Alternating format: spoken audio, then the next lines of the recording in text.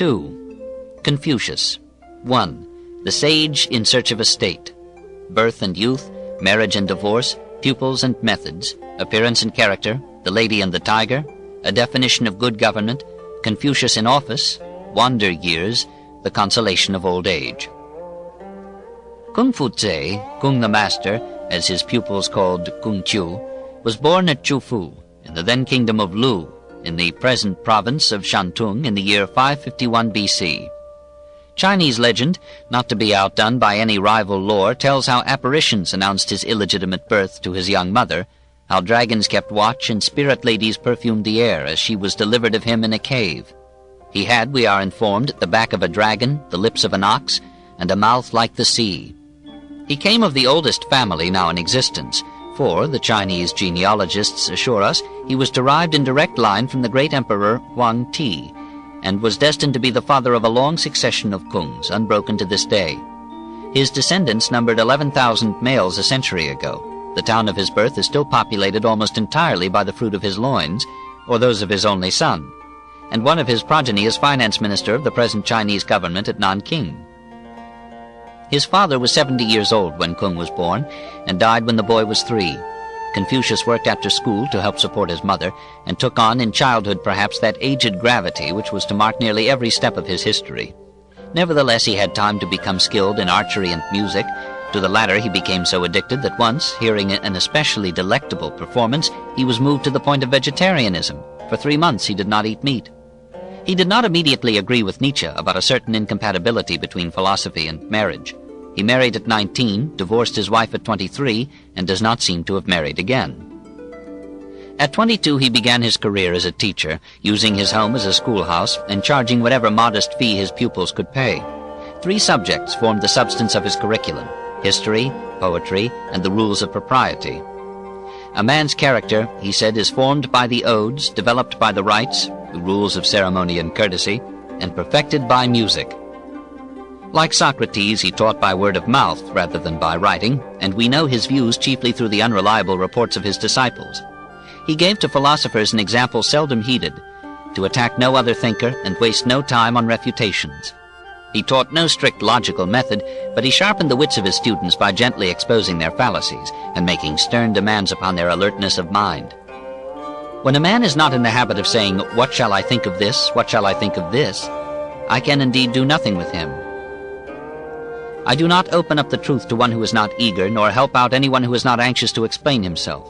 When I have presented one corner of a subject to anyone, and he cannot from it learn the other 3, I do not repeat my lesson. He was confident that only the wisest and the stupidest were beyond benefiting from instruction, and that no one could sincerely study humanistic philosophy without being improved in character as well as in mind. It is not easy to find a man who has learned for 3 years without coming to be good. He had at first only a few pupils, but soon the news went about that behind the lips of an ox and the mouth like a sea there was a kindly heart and a well-furnished mind, and in the end he could boast that 3,000 young men had studied under him and had passed from his home to important positions in the world.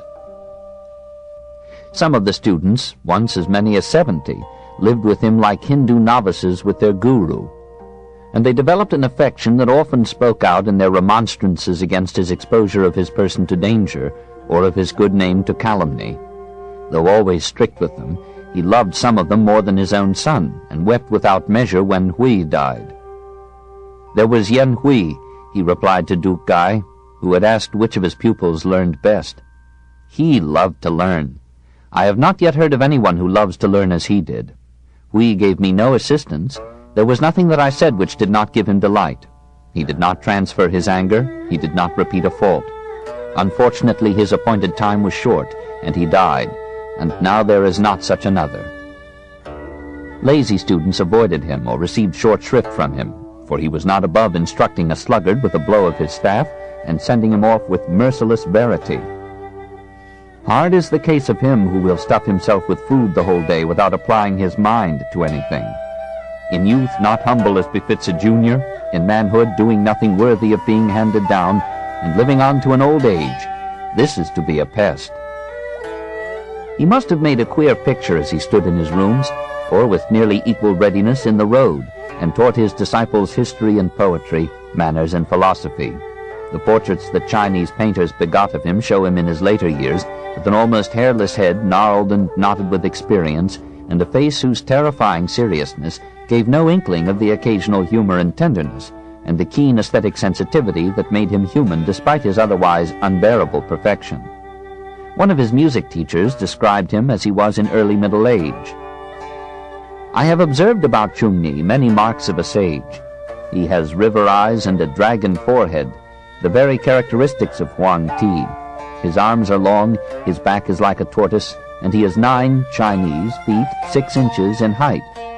When he speaks, he praises the ancient kings. He moves along the path of humility and courtesy. He has heard of every subject and retains with a strong memory. His knowledge of things seems inexhaustible. Have we not in him the rising of a sage?" Legend assigns to his figure 49 remarkable peculiarities. Once, when accident had separated him from his disciples during his wanderings, they located him at once by the report of a traveler that he had seen a monstrous-looking man with the disconsolate appearance of a stray dog. When they repeated this description to Confucius, he was much amused. "Capital," he said, "capital." He was an old-fashioned teacher who believed that the maintenance of distance was indispensable to pedagogy. He was nothing if not formal, and the rules of etiquette and courtesy were his meat and drink. He tried to check and balance the natural Epicureanism of the instincts with the Puritanism and Stoicism of his doctrine. At times he appears to have indulged himself in self-appreciation. "In a hamlet of 10 families," he said with some moderation, "there may be found one honorable and sincere as I am, but not so fond of learning. In letters I am perhaps equal to other men, but the character of the higher man, carrying out in his conduct what he professes, is what I have not yet attained to. If there were any of the princes who would employ me in the course of 12 months, I should have done something considerable. In 3 years the government would be perfected." All in all, however, he bore his greatness with modesty. There were 4 things, his disciples assure us, from which the master was entirely free. He had no foregone conclusions, no arbitrary predeterminations, no obstinacy, and no egoism. He called himself a transmitter and not a maker, and pretended that he was merely passing down what he had learned from the good emperors Yao and Shun. He strongly desired fame and place, but he would make no dishonorable compromises to secure or retain them. Again and again he refused appointments to high office from men whose government seemed to him unjust.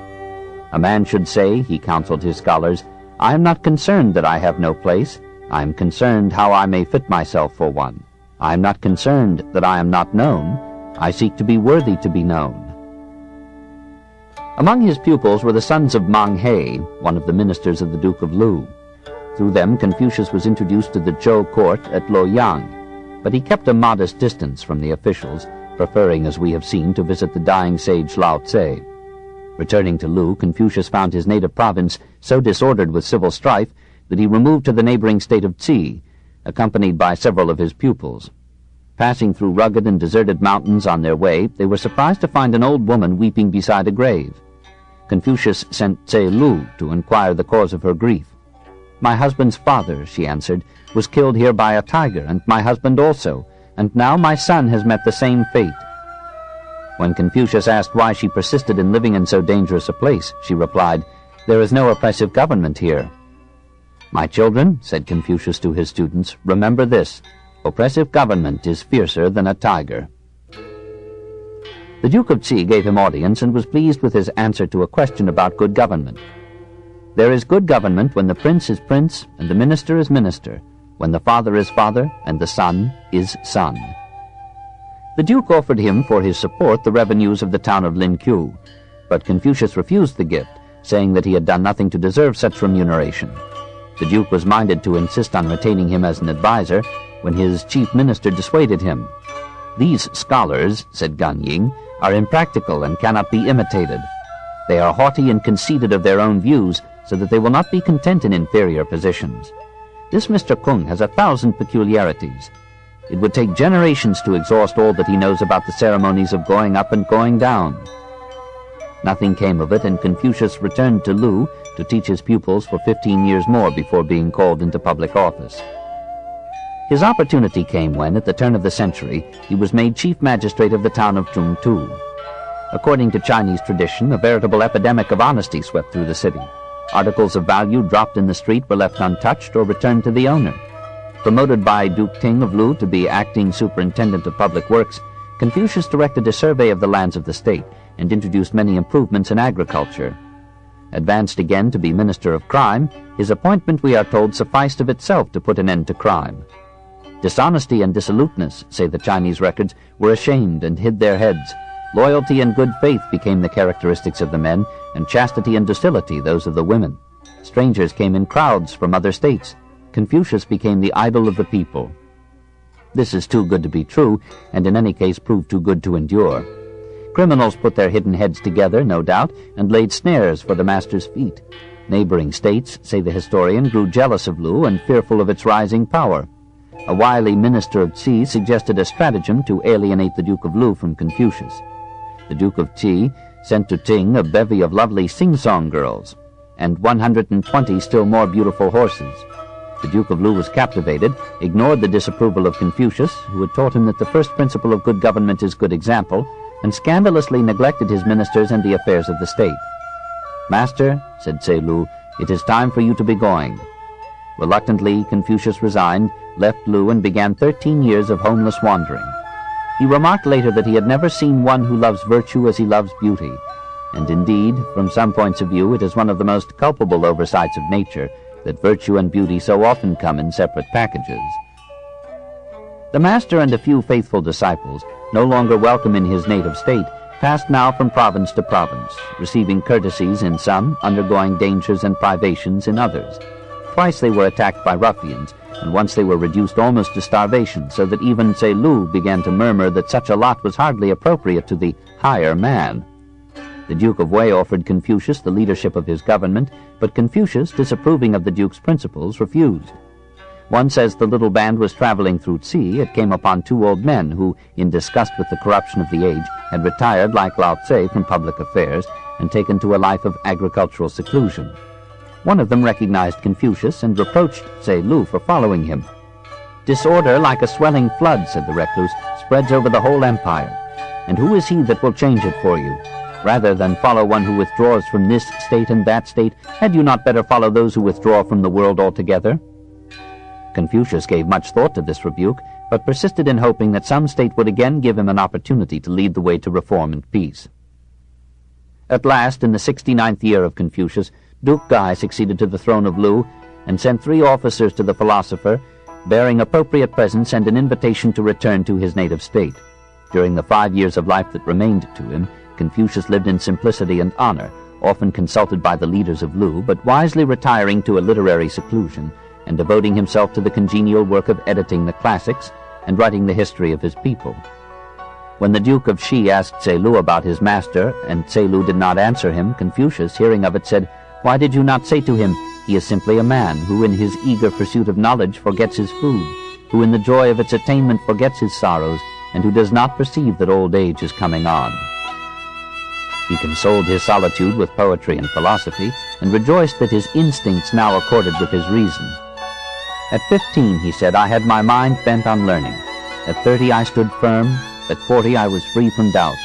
At 50, I knew the decrees of heaven. At 60, my ear was an obedient organ for the reception of truth. At 70, I could follow what my heart desired without transgressing what was right." He died at the age of 72. Early one morning he was heard singing a mournful song. "The great mountain must crumble, the strong beam must break, and the wise man wither away like a plant." When his pupil, Tse Kung, came to him, he said, "No intelligent monarch arises. There is no one in the empire that will make me his master. My time has come to die." He took to his couch, and after 7 days he expired. His students buried him with pomp and ceremony befitting their affection for him, and building huts by his grave, they lived there for 3 years, mourning for him as for a father. When all the others had gone, Tse Kung, who had loved him even beyond the rest, remained 3 years more, mourning alone by the master's tomb.